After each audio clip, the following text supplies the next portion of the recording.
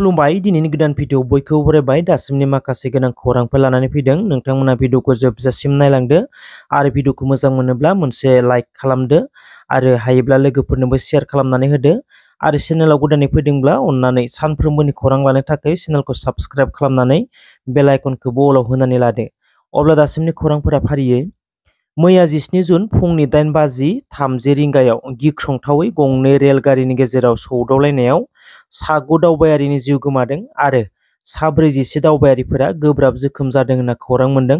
दासिमहालागै जिउ गोमानायनि अनजिमाया बांनोबो हागौ। खौरां मोननाय बायदिब्ला कान्चनजंगा एक्सप्रेस आरो गंसे मालगारि एबा मुवा रोगाग्रा रेलगारिनि गेजेराव जादों।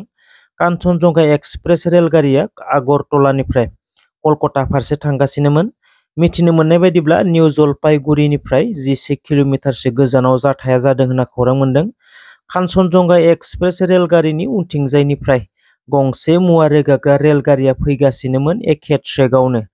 कान्चनजंगा एक्सप्रेस रेलगारिया निउ जलपाईगुड़ीखौ बारनानै रङापानी स्टेशनखौ 8:27 रिंगायाव बारलांनानै रङापानी आरो सेटारहेड स्टेशननि गेजेराव रेलगारिया थाथ'दोंमोन। बेराफारसेथिं उनथिंजायनिफ्राय फैबाय थानाय मुवा रोगाग्रा रेलगारिया रङापानी रेल स्टेशननिफ्राय बारलांनो हानायनि सिगनेलखौ मोननानै रङापानी स्टेशनखौबो फुल स्पिडआवनो बारलांदोंमोन। जाउनाव लामा गेजेराव लाखिनानै दोनथ'नाय कान्चनजंगा एक्सप्रेस रेलगारिनि उनथिंजाय सौख्रांहैयो।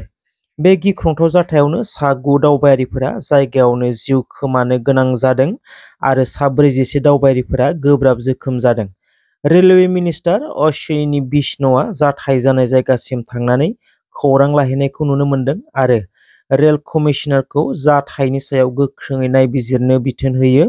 लोगोसे जिउ गोमानायफोरनि न'खरनो 2,50,000 अनसुंथाइ आरो जोखोम जानायफोरनो 50,000 रां अनसुंथाइ होनो फोसावदों।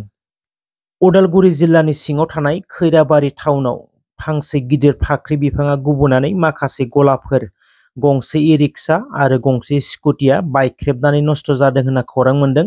खौरां मोननाय बायदिब्ला माखासे गलाफोर, इ-रिक्सा आरो गंसे स्कुटिया बायख्रेबदोंब्लाबो रावबो सुबुङा जोखोम जायाखै होनना खौरां मोन्दों। टाउननि सुबुंफोरा फोरमायनाय बायदिब्ला जि समाव गिदिर फाख्रि बिफाङा गुबुदोंमोन बे समाव अखाबो हायाखैमोन आरो बारबो फैयाखैमोन होनना फोरमायदों। नाथाय सिगाङावनो रोजा अखा हानानै हाया गुरै जाना दंमोन। जाउनाव 100 बोसोरसो जानाय गिदिर फाख्रि बिफाङा हाया गुरै जानानै गुबुलांदों होनना फोरमायदों।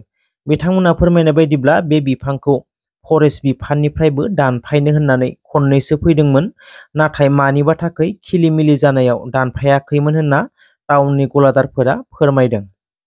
साननैसो आगोलाव बिजेपिनि दैदेनगिरि आरो जल जीवन मिशननि कन्ट्रेक्टर सुनील गगैनि बुथारजानायनि खौरांखौ मोन्दोंमोन। खर' गैयै गोथै सह' ब्लाव ब्लाव जोंनाय अराव खामग्लिबाय थानाय सह'खौ बोखांदोंमोन, नाथाय बे जाथाया उल्था महर लानायखौसो नुनो मोन्दों। खर' गैयै अरनिफ्राय बोखांनो हानाय सह'आ सुनील गगैनि नङा जाहांगीर हुसेननिसो होनना खौरां बिजोंफोराव गोबां गोसारदों। बे जाथायनि सायावनो आसामनि गिबि मन्त्रि डक्टर हिमन्त बिश्व शर्माया फोरमायनाय बायदिब्ला बिथाङा बुंदों, थैनाय सुबुङा जाहांगीर हुसेननि ना सुनील गगैनि बेखौ 100% बुंनो हाथ'वा होननानै बुङो। सानसे साननैनि उनावनो फरेनसिक रिपर्टआ फैसिगोन, अब्लासो बुंनो हागोन होननानै बुङो गिबि मन्थ्रिया। पुलिसनि अबजारभेशन बायदिब्ला सुनील गगैआ जाहांगीर हुसेनखौ बुथारनानै नेपाल नङाब्ला भुटानाव खारखोमानानै दंहैयो होनना सन्देह खालामनायखौ गनायना लानो हायाखै सुनील गगैनि बिसिया। सुनील गगैनि बिसिया बुंदों, जुदि बे गोथै सह'आ जाहांगीर हुसेननिब्ला सुनील गगैआ बहा? सुनील गगैखौ नागिरना होफैनो दाबि खालामदों आसाम पुलिस आरो गिबि मन्थ्रिनिसिम। अन्ध्र प्रदेशआव सासे बर' लाइमोननि गोथै सह'। जोंनि बर' लाइमोनफोरा रां खामायनो थाखाय गुबुन रायजोआव थाङो। बेंगलुरु, चेन्नाइ, तामिलनाडु, केरेला, आन्ध्रा बायदि बायदि स्टेटफोराव खामानि मावनो थाङो। गुबुन रायजोआव खामानि मावनो थांनानै गोमानाय, लांखारजानाय, बुथारजानाय बायदि बायदि जाथायफोरा जाबायनो थायो। बेनि गेजेरावबो गुबुन रायजोआव खामानि मावनो थांग्राफोरा बेसेबां सांग्रांथिजों थाङो। बेंगलुरु बड' वेलफेयार एस'सिएशननिफ्राय फोरमायहरनाय बायदिब्ला थांनाय जुन दाननि 11 खालाराव गवालपारा जिल्ला दुधनैनिफ्राय 4 बर'फोरा बेंगलुरुआव खामानि मावनो थांदोंमोन आन्ध्र प्रदेश मोनहैब्ला आन्ध्र प्रदेशनि तिनालि रेलवे स्टेशनाव साब्रैबो रेलनिफ्राय ओंखारदोंमोन होनना फोरमायदों। नाथाय जेब्ला रेलगारिया लाखिनायनिफ्राय खारफिननो हमो अब्ला साब्रैबो हाखु दाखु गाखोदोंमोन।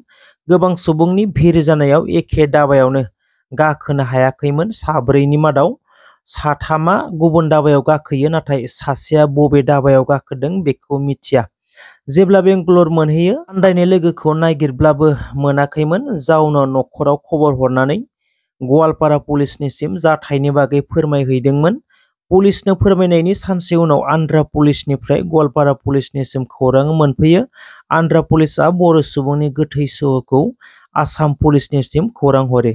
दुखुनांथाव, मा जानानै जिउ गोमाखो बिनि गुबै जाहोनखौ दासिमाव मोनथिनाय जायाखै। गोथै सह'खौ ट्रेनजों लाबोगासिनो होनना खौरां मोनदों।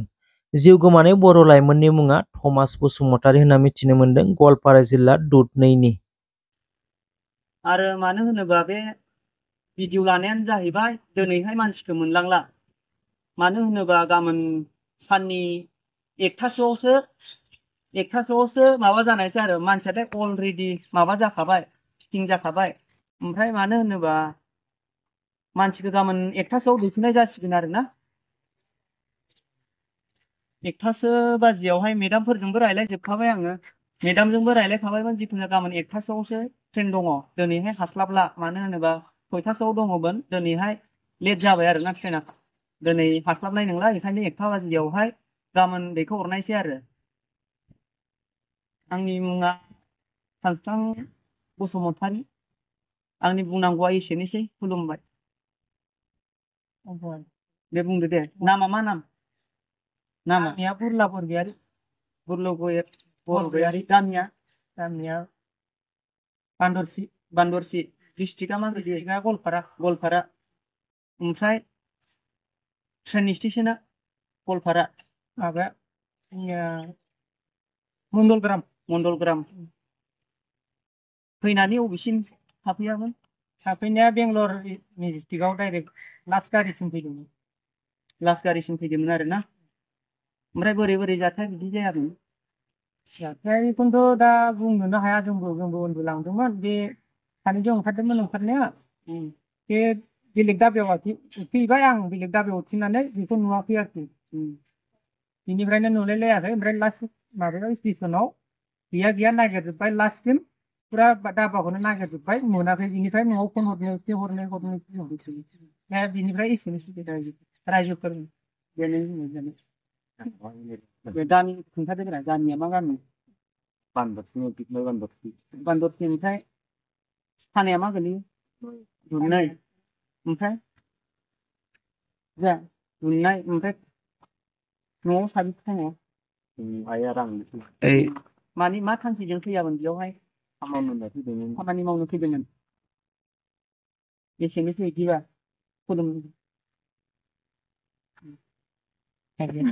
थेंक इउ सो माच रायजोफोर, जायफ्रा भिडिअखौ जोबजासिम नायजोब्बाय गासैनिसिमबो थेंक इउ। भिडिअखौ मोजां मोनदोंब्ला अननानै मोनसे लाइक खालामदो आरो हायोबा लोगोफोरनोबो शेयार खालामनानै होदो। आरो चेनेलाव गोदानै फैदोंब्ला सानफ्रोमबोनि खौरां लानो थाखाय चेनेलखौ साबस्क्राइब खालामनानै बेल आइकनखौबो अलाव होनानै लादो। थेंक इउ सो माच।